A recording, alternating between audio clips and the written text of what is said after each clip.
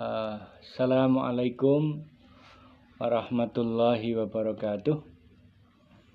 Alhamdulillahilladzi khalaqal laila wan nahar wa ja'alad dhulumati wan nur. Alhamdulillahilladzi khalaqal mauta wal hayata liyabluwakum ayyukum ahsanu amala. Amma ba'd. Pertama marilah kita memanjatkan syukur alhamdulillah kehadirat Allah Subhanahu wa taala. Kita semua masih diberikan kesempatan, kesehatan, sehingga kita masih bisa mengikuti perkuliahan dan mudah-mudahan membawa manfaat yang baik bagi kita semua. Salawat serta salam terlimpah kepada Nabi kita, Nabiullah Muhammad sallallahu alaihi wasallam. Mahasiswa dan mahasiswi yang saya banggakan dan saya cintai, ada hal yang paling urgent, paling penting dalam kehidupan kita sebagai hamba Allah Subhanahu wa taala. Apa itu? Adalah menjauhkan diri kita dari penyembahan kepada selain Allah Subhanahu wa taala. Menjauhkan semua yang kita lakukan yang mengandung unsur kesyirikan kepada Allah Subhanahu wa taala. Mengapa ini menjadi penting dalam kehidupan kita?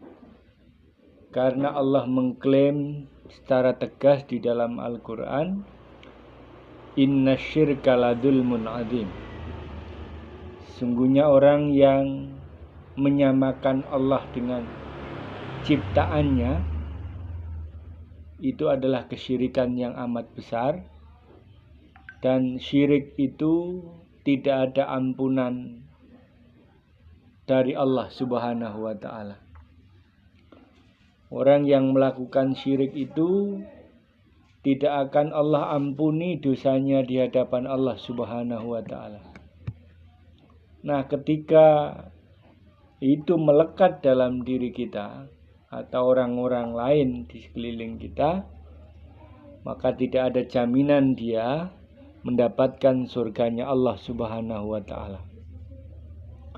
Nah, karena itu mari kita memahami apa saja yang menyebabkan orang itu melakukan kesyirikan terhadap Allah Subhanahu wa ta'ala. Yang pertama adalah orang yang tidak memiliki keimanan yang tangguh. Orang yang imannya sangat lemah. Nah, jika ini terjadi, orang yang memiliki keimanan lemah ini mengidap ada dalam diri seseorang, maka dia akan melakukan sesuatu yang jauh dari keislaman, keimanan. Dia akan mudah melakukan perbuatan yang jauh dari rasa kemanusiaan. Misalkan kita bisa saksikan akibat lemahnya iman, orang melakukan pembunuhan terhadap anak-anak kandungnya sendiri. Kita menyaksikan ada seorang rela tega membunuh darah kandungnya sendiri. Nah, itu terjadi dalam kehidupan kita. Nah, inilah yang kemudian sebagai bukti itu menunjukkan lemahnya iman. Jadi penyebab yang pertama terjadinya kesyirikan itu karena kelemahan iman. Yang kedua, mahasiswa sekalian, adalah orang-orang yang tidak memiliki pengetahuan tentang Islam secara baik. Jadi kalau pada zaman Nabi dulu, orang-orang Quraisy itu disebut orang yang hidup dalam episode jahiliyah. Al-jahlu itu dalam bahasa Arab artinya adalah kebodohan.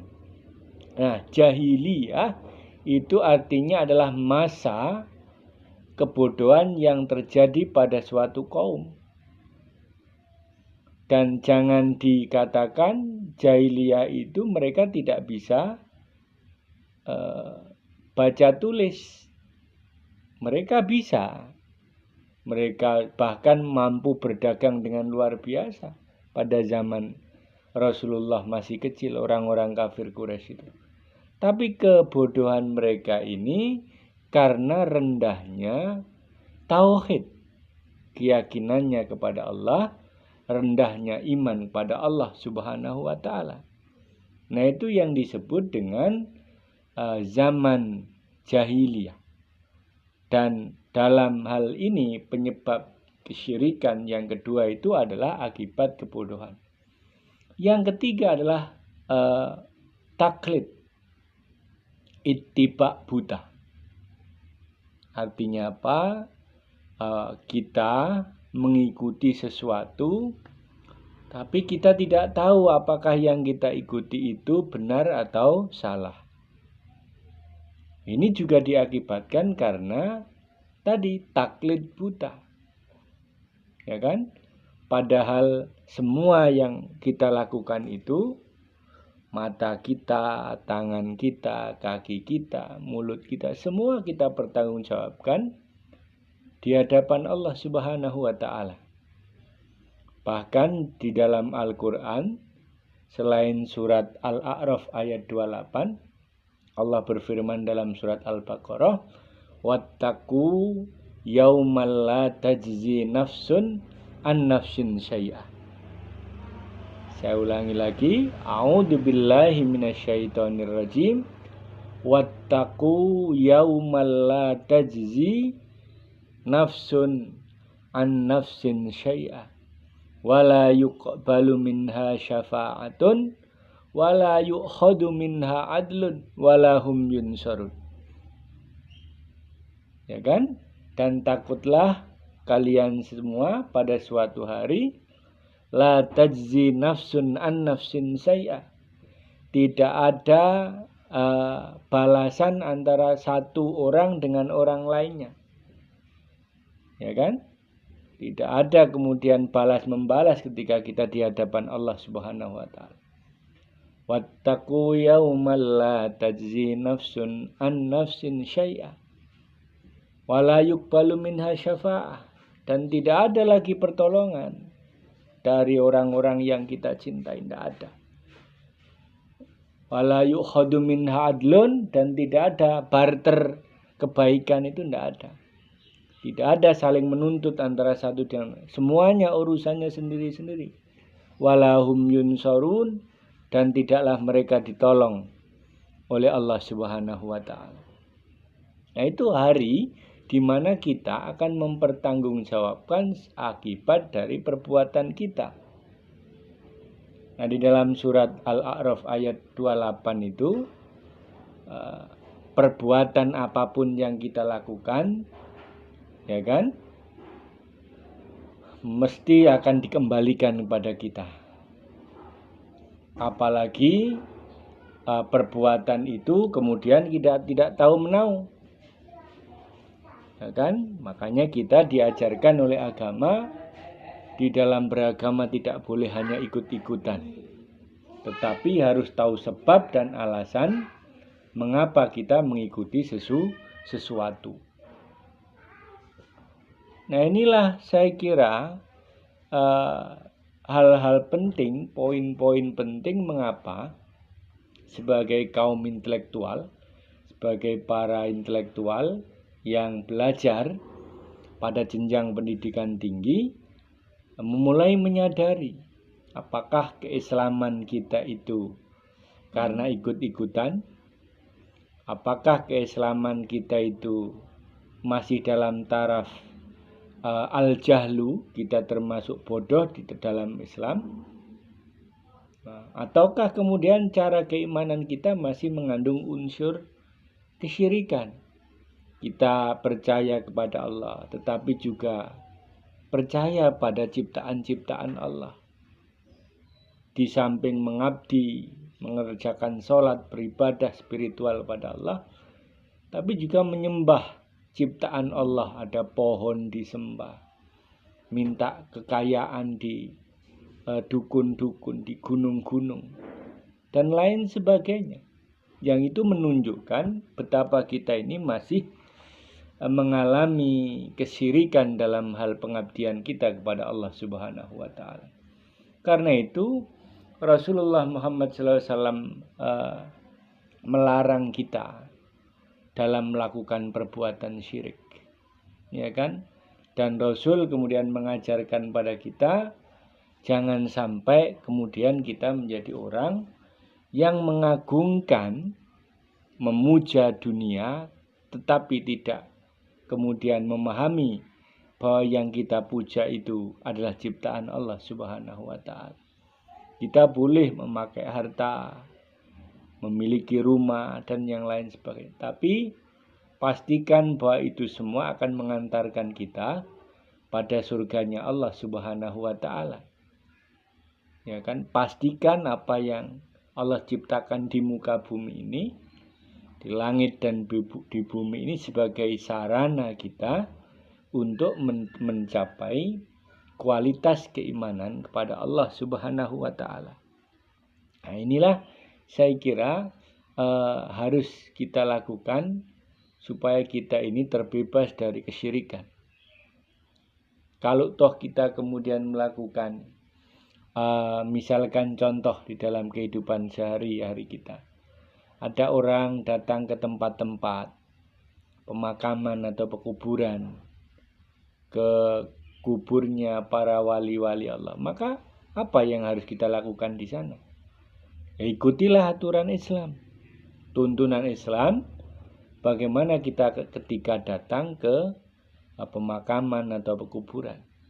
Di sana kita kemudian mendoakan, ya kan? Mendoakan para wali-waliullah.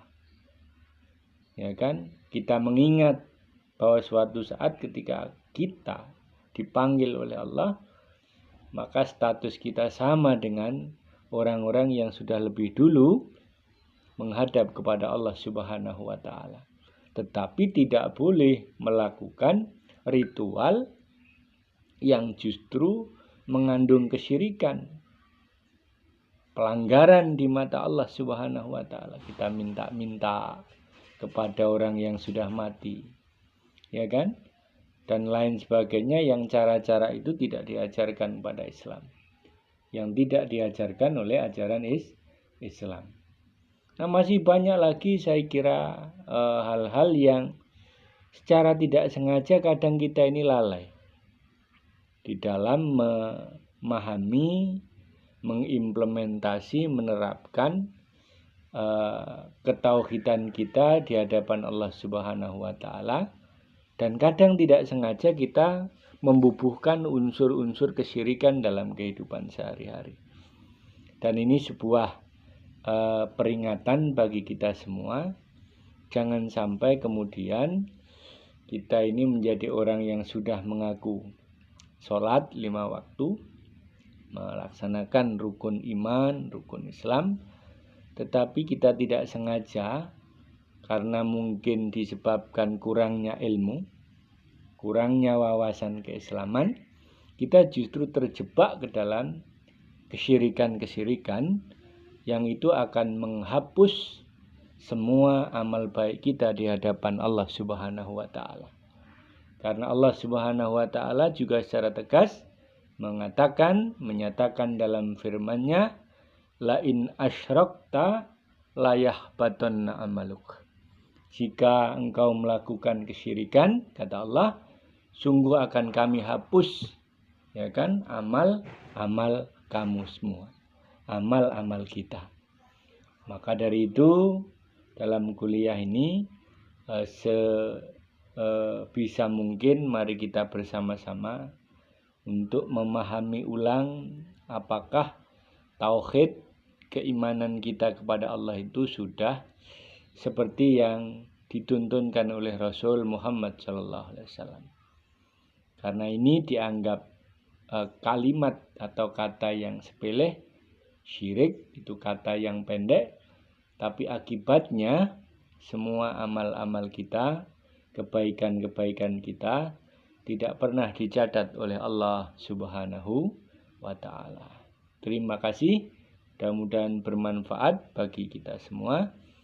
Billahi taufiq wal hidayah. Wassalamualaikum warahmatullahi wabarakatuh.